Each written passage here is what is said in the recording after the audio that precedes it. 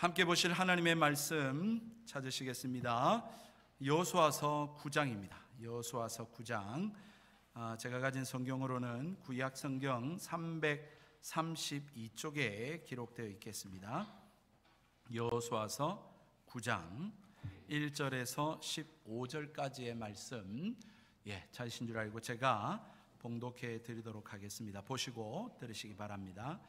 이 일 후에 요단 서쪽 산지와 평지와 레바논 앞 대해 연안에 있는 헷 사람과 아모리 사람과 가나안 사람과 브리스 사람과 히위 사람과 여부스 사람의 모든 왕들이 이 일을 듣고 모여서 일심으로 여호수아와 이스라엘에 맞서서 싸우려 하더라. 기브온 주민들이 여호수아가 여리고와 아이에 행한 일을 듣고 꾀를 내어 사신의 모양을 꾸미되 헤어진 전대와 헤어지고 찢어져서 기운 가죽 포도주 부대를 나귀에 싣고 그 발에는 낡아서 기운 신을 신고 낡은 옷을 입고 다 마르고 곰팡이가 난 떡을 준비하고 그들이 길갈 진영으로 가서 여호수아에게 이르러 그와 이스라엘 사람들에게 이르되 우리는 먼 나라에서 왔나이다. 이제 우리와 조약을 맺읍시다 하니 이스라엘 사람이 히위 사람에게 이르되 너희가 우리 가운데에 거주하듯 하니 우리가 어떻게 너희와 조약을 맺을 수 있으랴 하나 그들이 여호수아에게 이르되 우리는 당신의 종들이니이다 하매 여호수아가 그들에게 묻되 너희는 누구며 어디서 왔느냐 하니 그들이 여호수아에게 대답하되 종들은 당신의 하나님 여호와의 이름으로 말미암아 심히 먼 나라에 왔사오니 이는 우리가 그의 소문과 그가 애굽에서 행하신 모든 일을 들으며 또 그가 요단 동쪽에 있는 아모리 사람의 두 왕들 곧 헤스본 왕 시온과 아스다롯에 있는 바산 왕 옥에게 행하신 모든 일을 들었음이니이다. 그러므로 우리 장로들과 우리나라의 모든 주민이 우리에게 말하여 이르되 너희는 여행할 양식을 손에 가지고 가서 그들을 만나서 그들에게 이르기를 우리는 당신들의 종들이니 이제 우리와 조약을 맺읍시다 하라 하였나이다. 우리의 이 떡은 우리가 당신들에게 오려고 떠났던 날에 우리들의 집에서 아직도 뜨거운 것을 양식으로 가지고 왔으나 보소서 이제 말랐고 곰팡이가 났으며 또 우리가 포도주를 담은 이 가죽 부대도 새 것이었으나 찢어지게 되었으며 우리의 이 옷도 신도 여행이 매우 길었으므로 낡아졌나이다 한지라. 우리가 그들의 양식을 취하고는 어떻게 할지를 여호와께 묻지 아니하고 여호수아가 곧 그들과 합친하여 그들을 살리리라는 조약을 맺고 회중 족장들이 그들에게 맹세하였더라. 아멘. 할렐루야. 함께 우리 예배하신 성도님들 인사하겠습니다. 사랑합니다. 축복합니다. 잘 오셨습니다. 그렇게 축복합니다. 만류인력의 법칙을 이야기한 아이작 뉴턴 아시지요? 그의 일화 중에 그도 일확천금의 욕망을 가지고 그게 눈이 멀어서 주식을 하다가 여러분 그 당시로 하여금 전 재산에 해당되는 2만 파운드, 오늘날로 계산하면 한 3,200만 원을 날렸던 사건이 있습니다. 아무도 놀라시지 않지만 3,200만 원 당시에는 어마어마한 금액입니다. 여러분 1700년대 사람이니까요. 여러분 그때의 아이작 뉴턴이 유명한 명언 한마디를 남겼습니다. 뭐라고 했냐고 하면 나는 천체의 움직임은 관찰할 수 있고 계산할 수 있어도 사람들의 광기는 계산할 수 없었다. 그렇게 이야기를 했더랬습니다. 여러분 2018년도에 나온 책 중에 속임수의 심리학이라고 하는 책이 있습니다. 그 앞에 이런 도입의 내용이 있는데요. 의사, 변호사, 기자는 어쩌다가 사기꾼에게 속아 넘어갔을까라고 하는 그런 이야기로 시작합니다. 의사, 변호사, 기자, 오늘날 현대에 좀 내노라고 하는 그래도 똑똑한 사람들, 스마트한 사람들 아닙니까? 그럼에도 불구하고 왜 그들은 속임수에 당하고 속고 그렇게 속아 넘어가게 되었을까라고 하는 것이죠. 여기에 사실 자신할 수 있는 사람, 나는 안 속아 넘어갈 거야 라고 말할 수 있는 사람 몇 사람 되겠습니까? 통계를 보니까요 2021년에 보이스피싱으로 피해를 입은 금액이 5,006억이라고 합니다. 작년 한 해 보이스피싱으로 인해서 피해를 입은 금액이 5,006억 원. 그것도 내 돈 아니니까 여러분 아무도 놀라시지 않지만 어마어마한 금액이 작년 한 해에 보이스피싱으로 속아 넘어갔습니다. 여러분 제가 이걸 이렇게 설교 준비를 하면서 깜짝 놀랐는데요. 우리나라가 참 범죄율이 떨어지지 않습니까? 참 그래도 살만하는 나라인데요. 우리나라 범죄율 1위가 다름 아닌 사기범죄입니다. 여러분 다 아시는 것 같습니다. 저만 몰랐는지 모르겠습니다만 우리나라 범죄율 1위가 사기죄예요. 사기죄. 우리가 그런 세상에 살고 있어요. 우리가. 여러분 이 속임수의 심리학의 책을 쓰신 저자는 속임수를 가리켜 독감과 같다 그렇게 비유를 해 놓았더라고요. 특정 지역에 유행하던 바이러스가 교통이 발달하게 됨으로 통해 가지고 전 세계로 이렇게 확산이 되는 것처럼 오늘날 우리 코로나가 그렇지 않습니까? 그런 것처럼 이 속임수라고 하는 것도 대중교통뿐만 아니라 이 정보통신이 발달함에 따라서 너무 쉽게 속일 수 있고 이제는 그 방법이 너무 빠르게 진행되고 있다라고 하는 것입니다. 여러분 저는 이러한 세상에 사는지 잘 몰랐습니다. 저희 어머니께서 어릴 적에 저에게 용규야 공부해야 된다, 책 읽어야 된다 막 그러셨어요. 왜 그렇게 해야 됩니까? 그랬더니 저희 어머니 하는 말씀이 이 세상에 속지 않기 위함이란다. 그러니까 공부해야 돼. 그런 이야기를 하시는데요. 정말로 세상에 이럴 줄 몰랐습니다. 그런데 이 세상 살다 보니까 참 가슴 아픈 일들이 많이 있는데요. 여러분 이런 저의 마음을 알았는지 모르겠습니다만은 저의 마음을 위로하는 한 시가 있더라고요. 삶이 그대를 속일지라도 슬퍼하거나 노여워하지 말라. 여러분 러시아의 민족 시인이라고 불려지는 이 알렉산드로 푸시킨이라고 하는 사람이 이렇게 삶이 그대를 속일지라도 라고 하는 시의 이 서두인데요. 첫 문장이 참 그렇게 되어 있는 걸 보면서 야, 삶이 그렇구나, 인생이 그렇구나, 세상이 그렇구나 하는 생각을 하게 되는데요. 이것이 어느 현대의 문제가 아니고 또 어떤 특정한 한 사람, 나쁜 사람, 그 사람의 문제가 아니라 이거는 오래된 인간의 본성이요, 우리가 살고 있는 이 세상의 속성이 바로 그러하다라고 하는 것을 말해주고 있는 것입니다. 여러분 오늘 성경에도 보십시오. 또 이스라엘을 속이려고 하는 한 민족이 소개되고 있지 않습니까? 그 민족을 성경에서는 히위 족속 또는 기브온 민족 거주민이라고 그렇게 소개하고 있습니다. 여러분 이스라엘 백성이 말입니다. 출애굽하고 여리고성을 점령하고 아이성 점령하고 이렇게 파죽지세로 승승장구를 하고 있으니까 이 가나안 민족들이 말입니다. 지금 두려워 떨면서 타협할 생각은 안 하고 협상할 생각은 안 하고 모여가지고 야 우리 한번 힘을 모아서 대적해보자 라고 하는 이야기를 하고 있습니다. 그게 오늘 우리가 읽었던 9장 1절 2절입니다. 그렇게 대적하려고 연합 전선을 이루고 동맹을 맺고 말입니다. 연합 군대를 이루고 있는데 그 민족 중에 한 민족 히위 족속입니다. 오늘 성경에 보시면 히위 사람 그렇게 나와 있는데요. 이 사람 중에 그 히위 사람이 이 동맹을 깨뜨리고 자기만 살려고 말입니다. 몰래 그렇게 사신을 보내어서 이스라엘과 화치를 맺고 조약을 맺으려고 하는 시도를 하고 있는 것입니다. 여러분 참 그들이 이 제대로 한 것이죠. 사실은 정상적이지 않겠습니까? 당시의 고대 전 세계적인 패권 국가라고 할 수 있는 애굽에서 탈출했습니다. 뿐만 아니라 여러분 시온과 옥이라고 하는 그 당시에 강력한 나라의 임금 왕을 여러분 전쟁해 가지고 이겼습니다. 또한 여리고성을 무너뜨렸죠. 아이성 무너뜨렸죠. 이렇게 지금 승승장구를 하고 파죽지세로 나오고 있는 이스라엘에게 여러분 이렇게 협상을 맺고 조약을 맺는 것이 지혜로운 것이죠. 어떻게 보면 여러분 더구나 이 기브온 사람들이 말입니다. 이렇게 하게 된 연유는 지금 이스라엘 백성이 지금 그 하나님 앞에서 에발산과 그리심산에서 언약을 재갱신했지 않습니까? 여러분 거기에서 제일 가까운 동네 세겜이라고 하는 곳에 거주하고 있는 민족이 바로 이 히위 족속이에요. 이 기브온 주민이란 말이에요.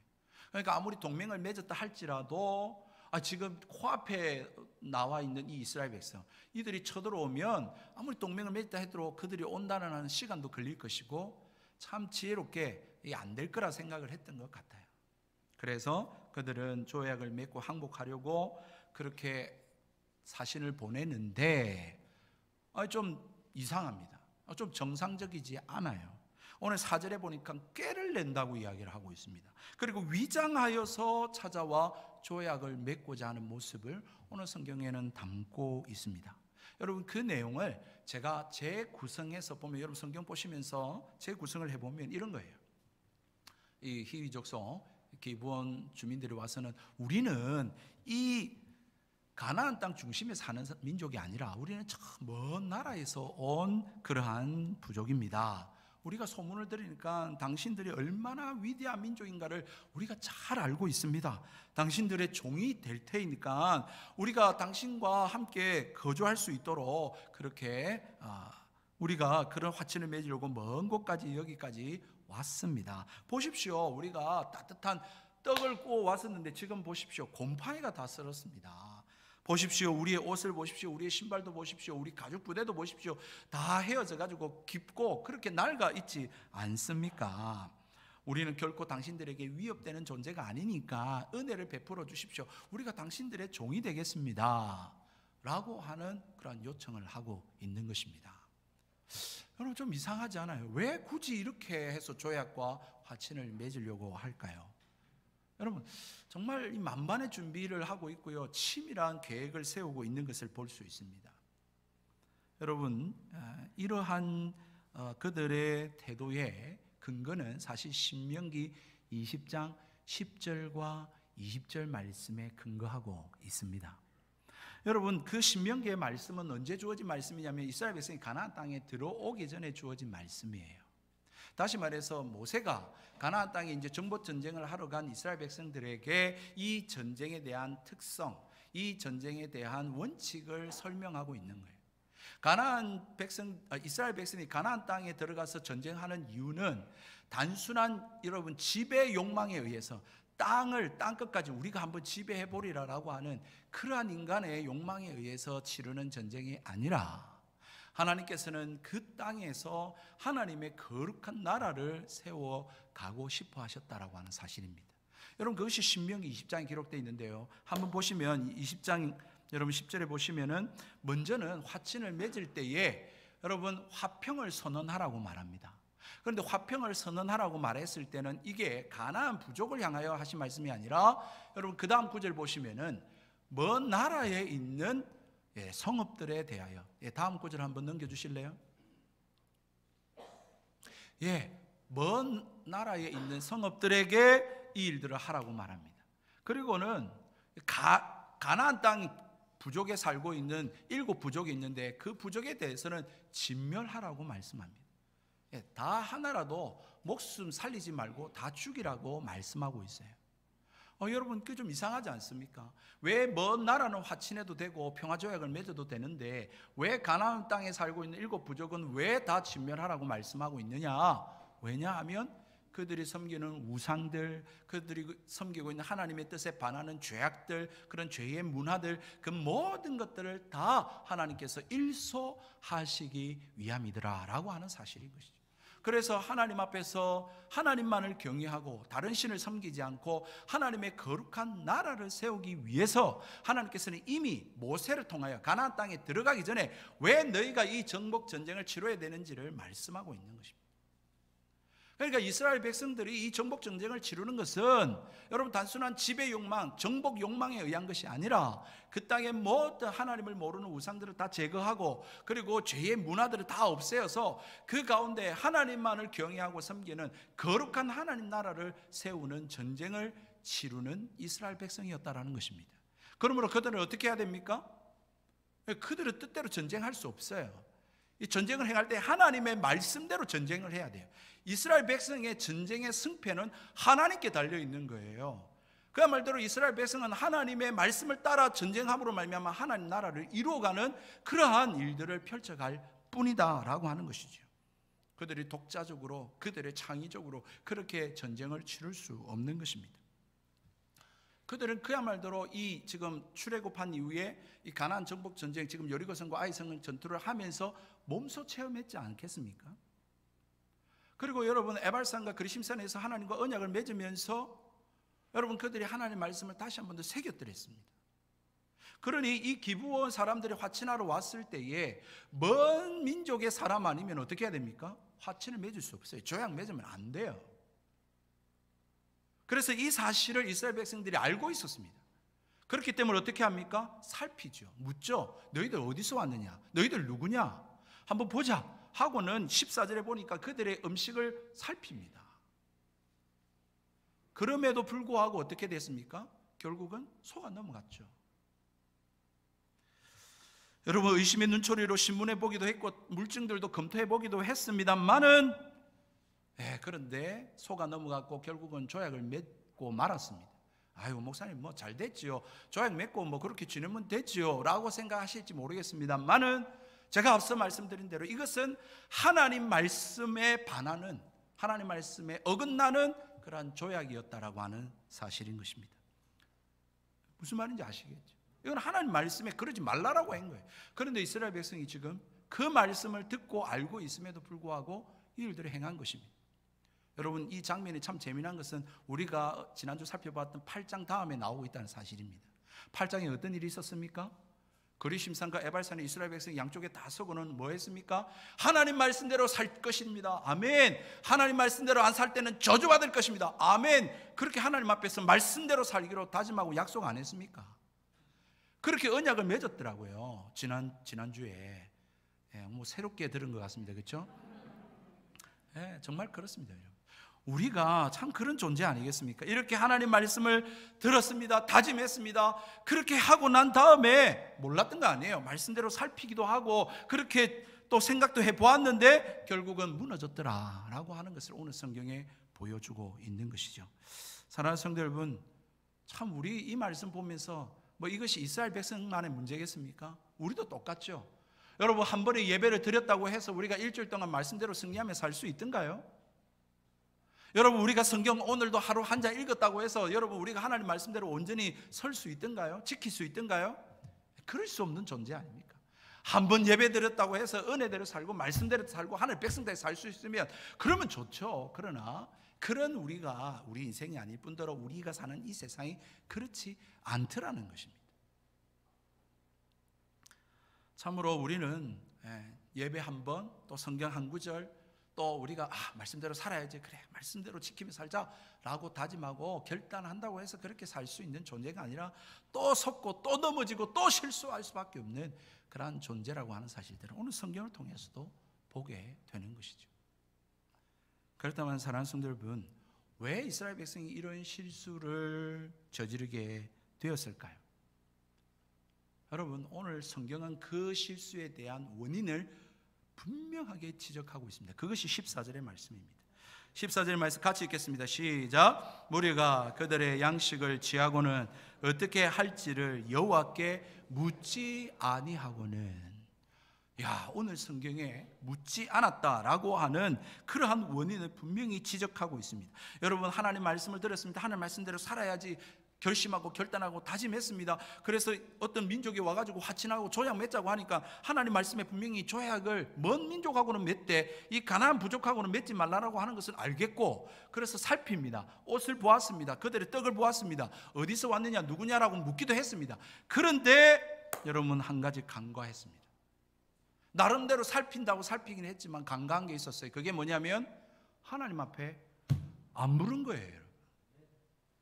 하나님 앞에 안 물었어요. 묻지 않았어요. 그냥 결정해버린 거예요.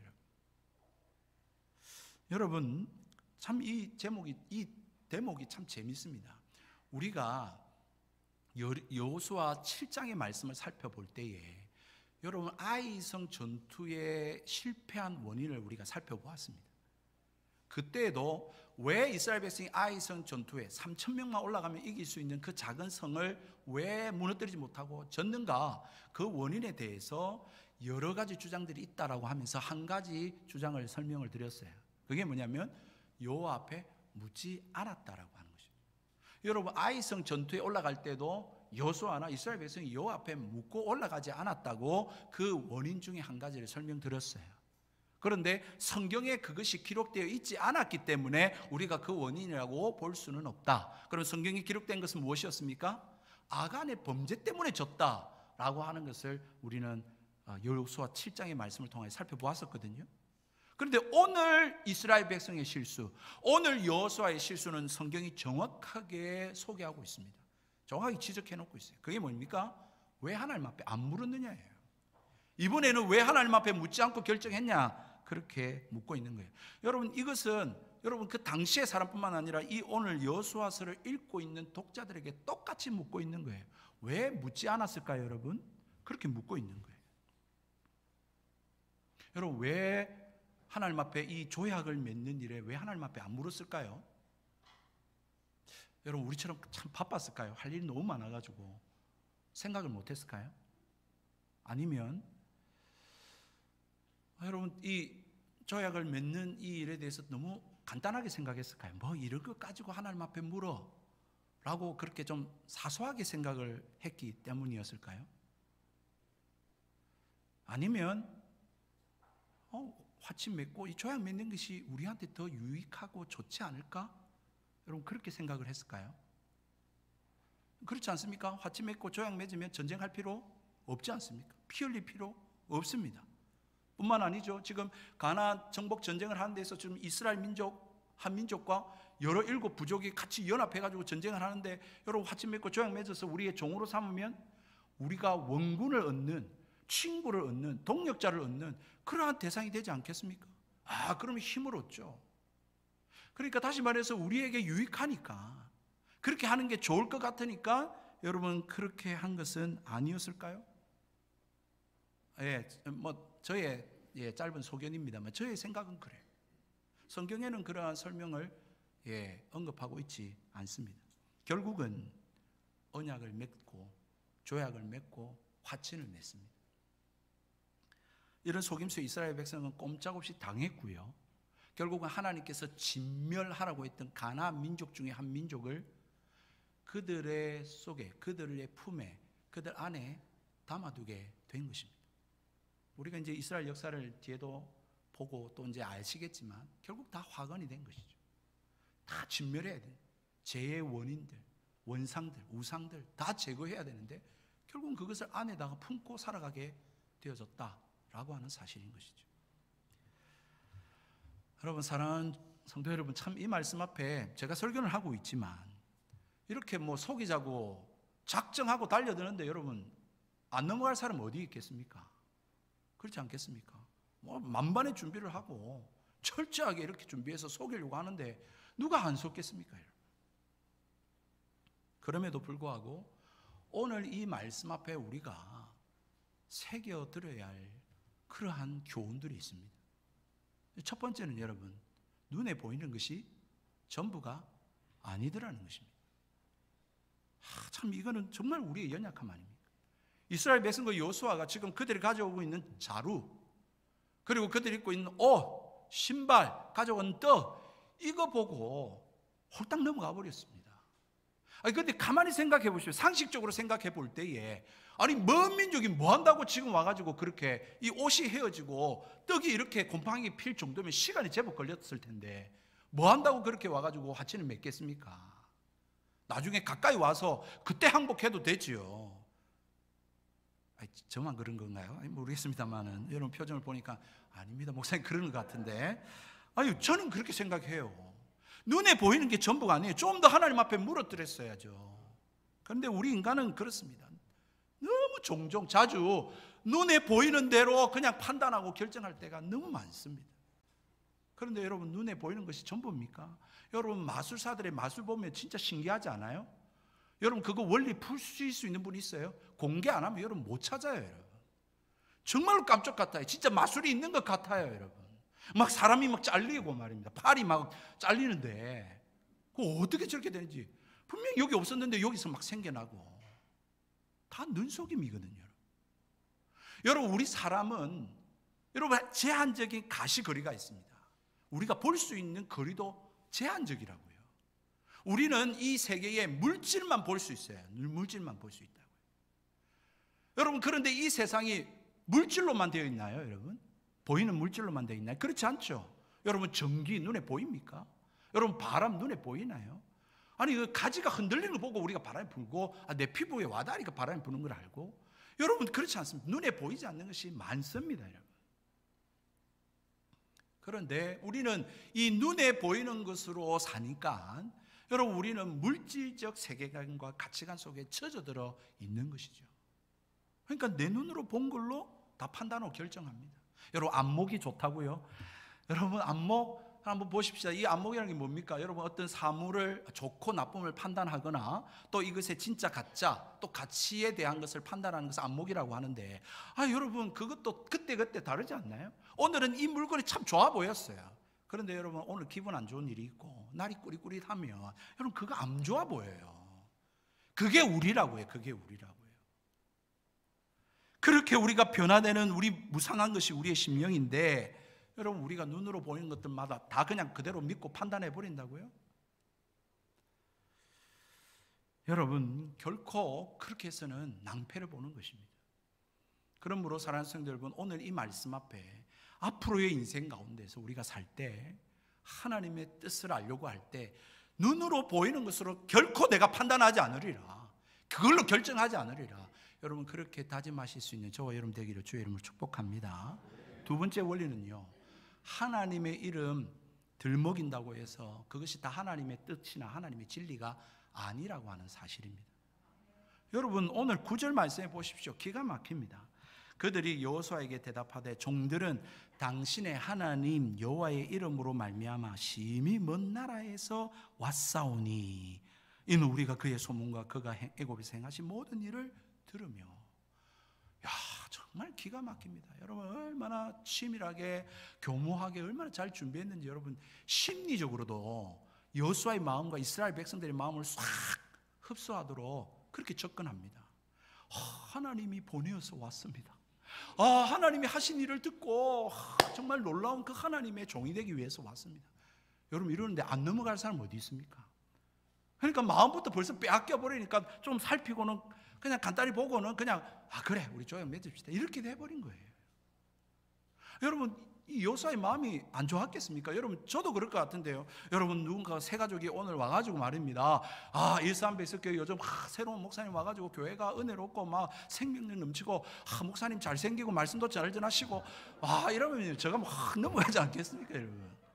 어서 오시라고 잘 오셨다고 막 기도했는데 하나님이 이 교회에 오라고 보내라고 해가지고 그렇게 왔다고 이러면 여러분 쏙 넘어가 버립니다. 근데 여러분 그래가지고 사기치고 교회 떠나는 그런 분들 진짜 많습니다. 저희 선배 목사님 그렇게 당하셨어요. 정말입니다. 눈에 보이는 것이 전부가 아닐 뿐만 아니라 하나님 이름 거들먹거리고 예수님 이름 들먹인다고 그게 진리가 아니고 그게 하나님 뜻이 아니라고요. 여러분 그거는 여러분 성경 창세기 3장에 사탄이 잘 사용하는 전통적이고 역사적이고 보편적인 속임수의 수단과 방법입니다. 하와를 속일 때도 하나님 말씀으로 접근해 왔습니다. 예수님을 시험할 때도 말씀으로 시험했습니다. 여러분 오늘날 우리 한국교회 이단들이 전부 다 성경 들고 이야기하지 뭐 들고 이야기합니까? 다 하나님 이야기하고 다 예수님 이야기하죠. 그렇지 않습니까 여러분? 그러면서 우리 교회를 무너뜨리고 신앙을 어지럽히고 여러분 영혼과 생명을 멸망으로 끌어가고 있다고 하는 사실입니다. 여러분 이단만 그렇습니까? 우리를 속이려고 하는 게 아니라 우리 스스로도 속고 있지 않습니까? 우리도 어릴 때부터 교회 다니면 다 구원받은 줄 알고 있어요. 여러분 교회 오래 다니면 내가 구원받은 백성이고 하나님 자녀로 생각하고 착각하고 산다니까요. 우리 스스로도. 그래서 마태복음 7장에 주여 주여 한 자만 다 천국에 들어가는 게 아니라 예수님이 그래 가르쳐 준 거예요. 우리 교회 아닙니다. 오해하지 마시고. 제가 이전 교회도 세례 문답을 다 했거든요. 제가 교육도 하고. 그때 여러분 수많은 사람들이 세례 받을 때 제가 교육하고 이제 토요일 되면 담임 목사님과 장로님들 앞에서 이 문답을 행한다고요. 점검한다고요, 신앙을. 그러니까 그 전에 이제 제가 잘 교육해야 되니까 그렇게 물었죠. 다 하고 난 다음에 당신 예수 믿습니까? 예. 오늘 죽어도 천국 갈 수 있습니까? 예. 그러면 구원 얻을 수 있는 근거가 뭡니까? 잘 모르겠는데요. 기가 막힙니다. 중고등부 애들은 말할 것도 없어요. 오늘 죽어도 천국 갈 수 있는 그 근거가 뭐야? 엄마가 교회 가라고 해가지고요. 엄마가 세례 받으라고 해가지고요. 그냥 다 돌려보냈습니다. 애는 다음에 받으라. 다음에. 여러분 내가 뭘 믿고 있는지도 몰라요. 교회 다녀도.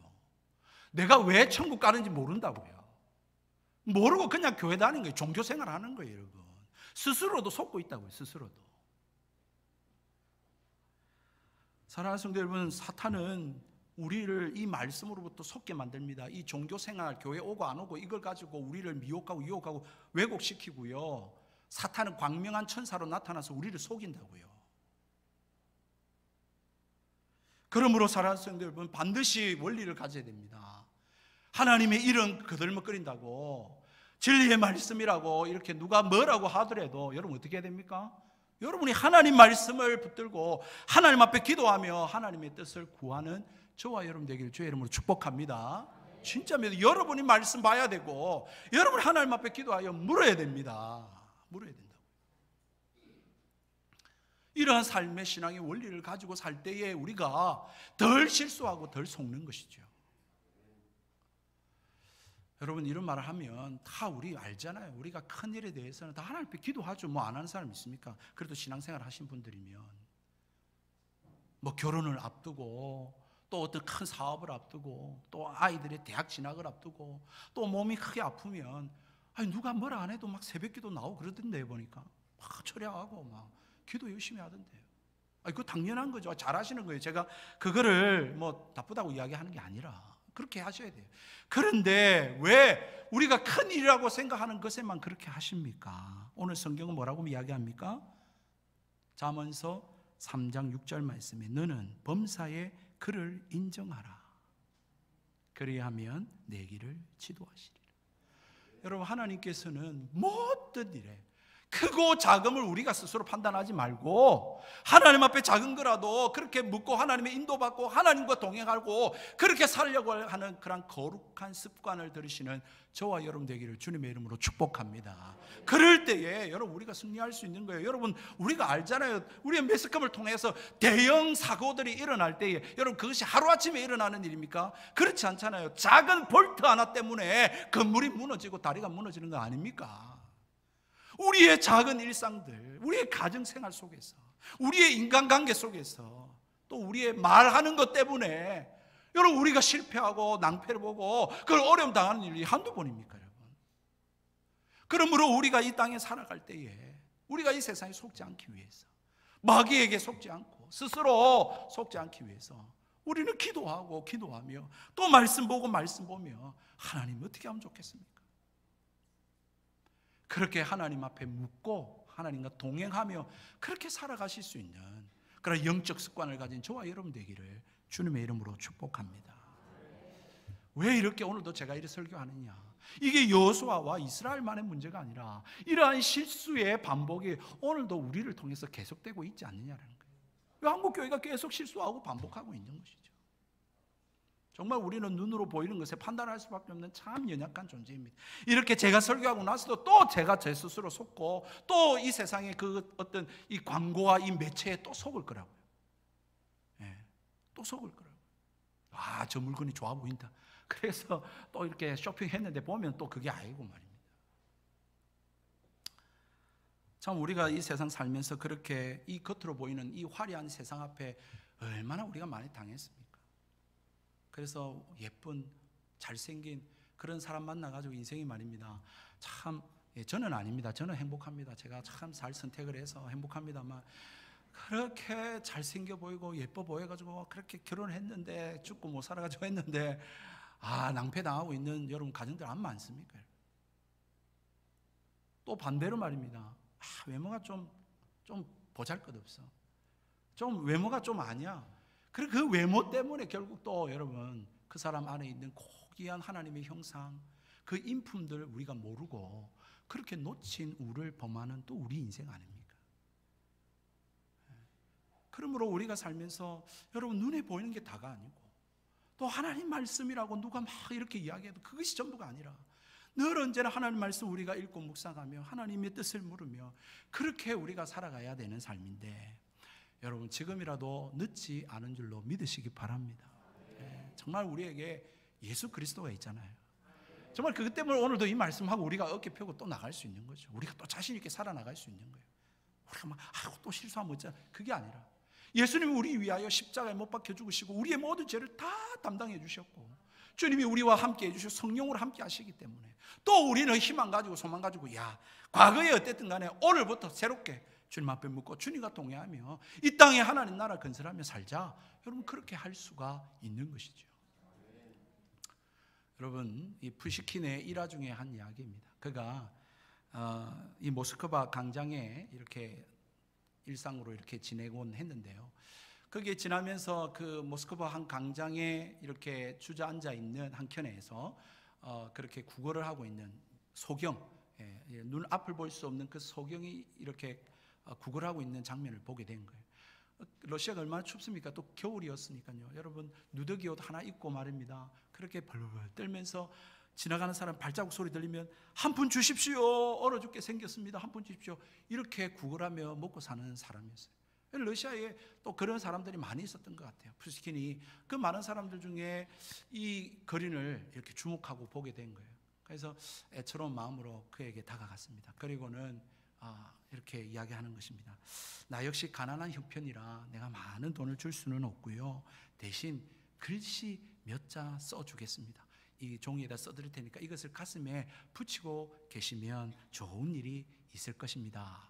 그렇게 이야기를 해준 거예요. 그리고는 떠났어요. 그리고는 며칠 후에 말입니다, 이 푸시킨이 또 친구와 함께 이 모스크바 광장을 걷고 있는데, 어떻게 알았는지 이 소경된 이 거린이 말입니다, 그 푸시킨의 다리를 잡고는 말입니다, 여보시오, 당신이 바로 내게 글씨를 써줬던 그 사람 아닙니까? 아이고, 하나님께서 당신에게 은혜를 베풀어 주셔서 제가 큰 도움을 받았습니다. 당신이 써준 그 종이를 가슴에 붙이고 난 날부터 이 깡통이 가득 차고 넘쳤습니다. 그렇게 이야기를 해주는 거예요. 그랬더니 친구가, 그리고 뭐 그린도 마찬가지겠지만, 자네 도대체 무슨 글씨를 써줬길래 이러나? 그렇게 이야기하니 이 푸시킨이 엷은 미소를 착 띄우면서, 아이고, 자네 별거 아니네. 다만 겨울이 왔으니 봄이 멀지 않았습니다 라고 하는 글을 써주었네. 그렇게 이야기하는 거예요. 겨울이 왔으니 봄이 멀지 않았네. 여러분, 그 글씨 때문에 많은 사람들이 이 거린은 절망하지 않는구나. 이 거린은 낙심하지 않는구나. 이 거린은 희망을 갖고 열심히 살려고 하는 의지가 있는 사람이구나. 그러면 도와줘야지. 지나가는 사람들이 그 글씨를 보고는 그 사람을 도와주었다라고 하는 사실입니다. 사랑하는 성도 여러분, 우리 주님께서 이와 같이 우리를 도우실 줄로 믿습니다. 다시 한 번 더, 이 세상에 내가 속지 아니라, 이 화려한 것, 눈에 보이는 것, 속이려고 하는 이단과 이러한 술수들에 내가 속지 않고 다시금 주님의 말씀 붙들고 주님과 기도하면서 주님과 동행하면서 이 땅에 하나님 나라, 거룩한 하나님의 나라를 이루며 살리라. 여러분, 그런 마음으로 다시금 일어서시고 이번 한 주도 그렇게 주의 말씀 따라 주와 동행하며 살아가는 저와 여러분 인생 되어지기를 주님의 이름으로 축복드립니다. 우리 함께 찬양하십시오.